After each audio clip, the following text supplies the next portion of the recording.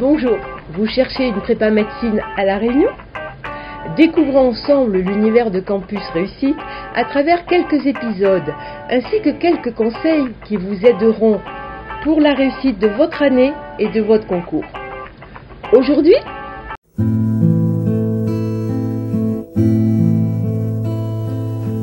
l'une des plus grandes difficultés d'un élève en première année, c'est le manque de temps.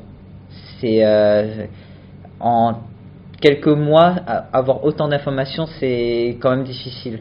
Tu peux pas forcément tout enregistrer. En PACES, il faut tout savoir, mais aussi tous les détails. Vous avez quand même à apprendre les cours, mais d'abord, il faut peut-être les comprendre. Et il faut aussi s'entraîner. Comme il y a beaucoup de matières, beaucoup de spécialités différentes, et il faut savoir toutes les maîtriser, le temps est précieux. Alors, le temps, c'est quelque chose de compliqué à gérer, surtout quand on vient de commencer et qu'on passe sa première année. Moi, le temps, j'ai réussi à le gérer seulement en redoublant. Et le truc, c'est que quand j'ai redoublé, j'ai pris des habitudes de vie, comme dans un monastère en fait. Je me réveillais à une heure précise tous les matins, je mangeais à une heure précise, je travaillais à une heure précise et je me débrouillais pour avoir le temps d'heure de sommeil dont j'avais besoin. C'était vraiment, tout était réglé. Et les journées, elles étaient répétitives. Ça partait, ce qui fait qu'à force, on s'économise et en même temps, on y va à fond. Contrairement, j'arrivais pas à travailler jusqu'à 3h du matin, puis me lever à 5h, puis retravailler jusqu'à 6h du matin le lendemain. Non, j'avais besoin que ça soit répétitif pendant au moins 1 an. Après, c'est sûr, c'est emmerdant comme dit. Mais on en a besoin. Moi, j'en ai eu besoin pour réussir. Parce que, après, quand on fait ça, on se connaît. On connaît à quelle heure on peut aller fort. Dans son travail, on peut apprendre. Et à quelle heure il faut ralentir. Il faut plutôt bosser les trucs tranquilles. En fait, la question du manque du temps, elle ne se pose qu'à ceux qui ont vraiment pris trop de retard. C'est quand c'est un peu trop tard qu'on se pose la question du manque de temps. De toute façon, quand on travaille, on sait très bien que le temps nous est compté. De toute façon, il y a des choses que l'on fait 10 fois, il y a des cours que l'on fera qu'une seule fois. C'est jamais fini. C'est très difficile de dire ça y est, j'ai fini mon programme. Ça n'arrive jamais, il y a toujours quelque chose à refaire. On peut toujours refaire des choses, même s'il y a des choses qu'on n'a toujours pas faites, on trouve quand même utile de revoir des choses qu'on a vues 15 fois au lieu de faire des choses qu'on n'a jamais fait. Le temps, il se gère tout seul. Et tant qu'on travaille, tant qu'on glande pas et qu'on travaille sérieusement, on a toujours du temps. Au début, on a tendance à pas dormir, à se dire médecine, c'est dur, faut travailler. Et du coup, il y en a plein qui ils dorment pas au début. Les premiers, ils dorment que 3 heures par nuit, on finit claqué au bout de même pas 3 jours. Du coup, faut dormir. Il faut dormir, c'est important. Et il faut surtout s'organiser et jamais remettre à demain ce que tu dois faire aujourd'hui. Le premier semestre, c'est vrai qu'il est un petit peu court au niveau du temps. Donc il faut très bien s'organiser déjà. Pour moi, c'est ce qui marche. Je me fais des plannings très souvent et très régulièrement.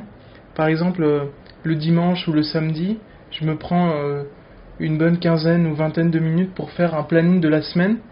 Et après chaque cours, je me fais un emploi du temps qui est correct et où je bosse 2 ou 3 matières successivement par soirée pour bien m'organiser et essayer de revoir ces cours-là tous les 2-3 jours pour au final les faire rentrer et les avoir le jour du concours. Ma méthode à moi, c'est que j'avais 2 calendriers. J'avais un calendrier sur tout le semestre, du début d'un semestre jusqu'au concours. En gros, pour moi, j'avais une période où il fallait finir les podcasts, une période où j'apprenais, et une autre période où je faisais beaucoup d'entraînement. Tu regardes tous les cours que tu as, et par matière, tu vas les ranger. Tu le ranges comme tu veux, mais il faudrait que tu aies tout fini bien avant, si possible, 1 mois de révision serait parfait. 1 mois de révision d'entraînement. Le deuxième calendrier, c'est semaine par semaine.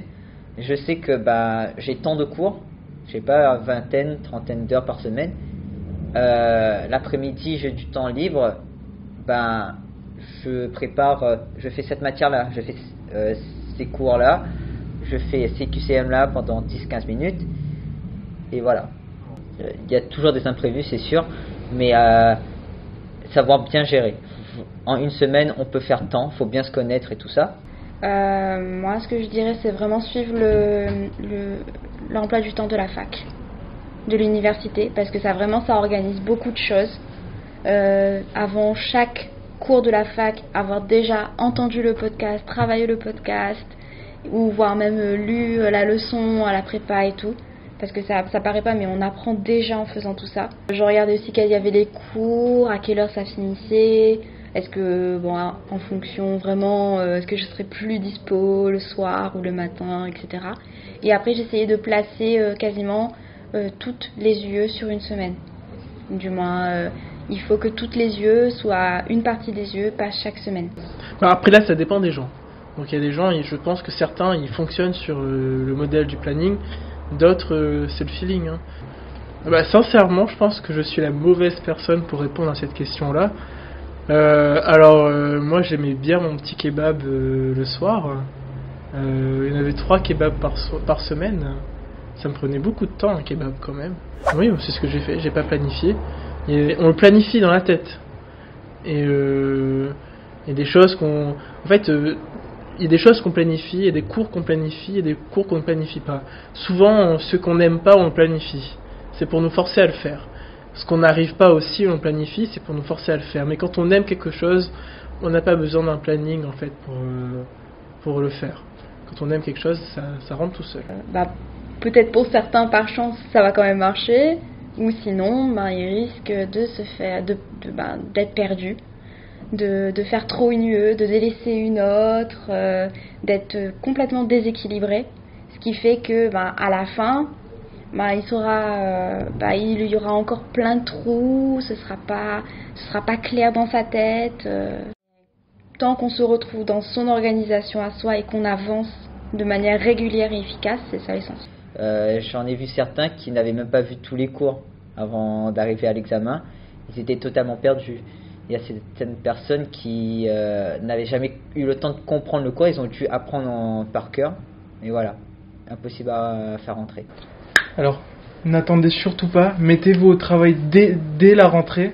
Il faut vraiment pas attendre, parce que certaines personnes attendent 1 mois, 2 mois avant de se mettre au travail, alors que on a que de début août jusqu'à début décembre, je dirais même fin novembre pour bosser. Ça fait autour de 3 mois et demi pour vraiment se mettre à fond. Alors si vous attendez 1 mois, vous allez prendre du retard, alors que les autres auront déjà 1 mois d'avance sur vous. Donc il faut vraiment pas attendre et se mettre au travail dès la rentrée. Surtout pas prendre de retard et être à fond tout le temps. Pour tout renseignement, je vous attends à Campus Réussite. Nous croyons en votre succès grâce à votre travail.